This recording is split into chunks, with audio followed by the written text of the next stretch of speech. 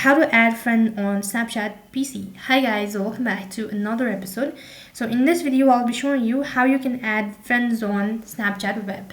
So in order to add friends on Snapchat web, first thing first, you'll have to log in. For that, open up a browser, type in web.snapchat.com. Once you're logged into your Snapchat account, it's going to take you to the interface that looks something like this.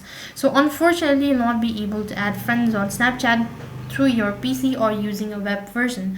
So basically, when you're logged in from a PC or you're using a web version, you can send messages, you can see the chat history, you can make voice call, you can also make a video call or all sort of things. But unfortunately, you'll not be able to add friends on Snapchat web, or you'll not be able to see Snap on Snapchat web. Basically, what you'll have to do is you'll need to install an emulator. So for that, open up a tab and then on the web address bar type in BlueStack. So you'll have to install a BlueStack. It's going to help you get an app mobile version of Snapchat, and through the help of the following application, you can add friends on Snapchat using your. So that's basically how you can add friends on Snapchat PC. That is all for this video.